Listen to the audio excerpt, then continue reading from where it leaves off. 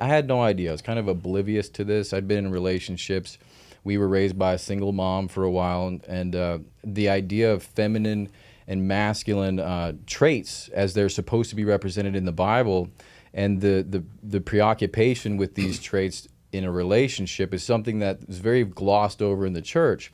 Rollo likes to say the Disney, sort of representation is what we got. It's the exact same thing what we got. So it was a very hard, you had like that panic when you first start to realize there's a different domain that has sort of been hidden from you. And luckily we had the book. So we got the book from Mike. We started reading through Rollo's material.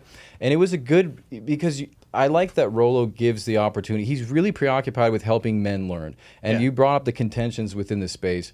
And it's because you have a body of knowledge and you're developing your own prescriptions. He wants men to get to the point where they can make their own thesis, which is what you learn to do in college. It's what you learn to do with philosophies. It's a mindset that's not just an easy prescription, which is what they give you in church.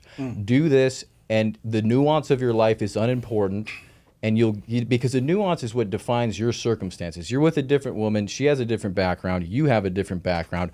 All that's going to play into how you absorb that information. So I was lucky to have these two guys because we were able to have conversations on it. And see where we were at and be honest with that and have to get rid of the baggage, which was honestly very difficult because we were brought up to defend and protect women. And initially, when you come into this, you feel like you're not doing that. Like you feel like the women are something you have to defend and protect. But what ends up happening is you understand you're actually defending and protecting them by treating them more honestly in the relationship. You're actually doing your due diligence as a man, and you're actually stifling their growth if you continue in the blue pill, right? Well, and I think in the church, like that good example of the blue pill is the happy wife, happy life mentality. And I think that is what is pervasive within the church.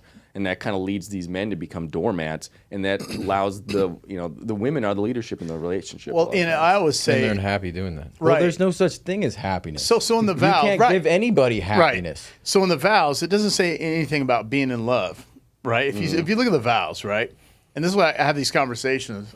The common theme right now with modern day women that I have on my show is, I fell out of love. And I said, well, you have duty and responsibility. Very sensationalist based. And you have children.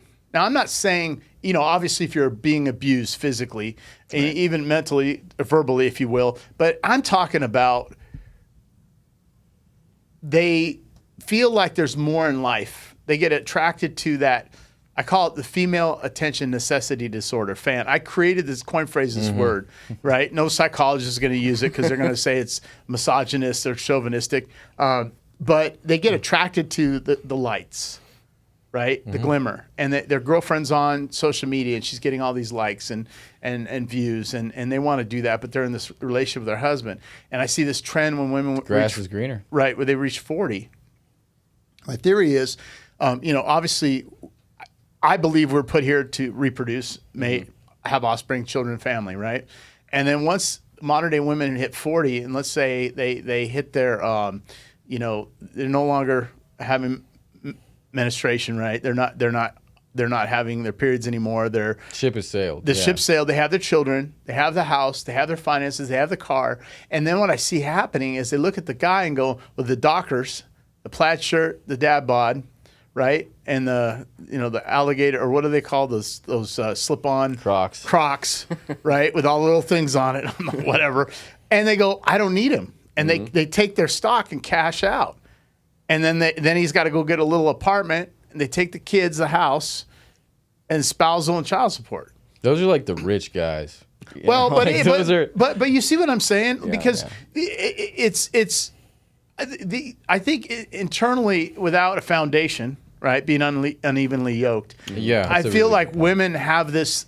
There's no. They don't feel like there's a void they need to fill. Well, women they need to be led. Yeah, and the only way that's going to happen is if a man is in submission to Christ, and that's why we say like marriage is founded on the foundation of Christ. Both people believing in God and taking that as the very first, most important, highest priority in their lives. So once a woman gets to that age, she's not inclined to go look at the world and what everyone else is doing in Desperate Housewives and all this TV and all this secular, mimetic desire that's going and influencing them, because women are very perceptive susceptible to that. Like they're influenceable easily. Like that's a big part of the battle within being a man, and that's what it means to lead them. There should be a game plan that they're excited about when they hit 40, instead of being like, I want to go be a desperate housewife. Or I'm going to go do this because it's they're a regression. They're idols. Because They're it is a regression. We're talking about Kim Kardashian. Oh. You know, look at all the female. Don't get me started, man. I just These are what the female. This is what they're putting up on the pedestal and what they want to be. These aren't married women with legacies that are true. That are showcasing is true low. femininity.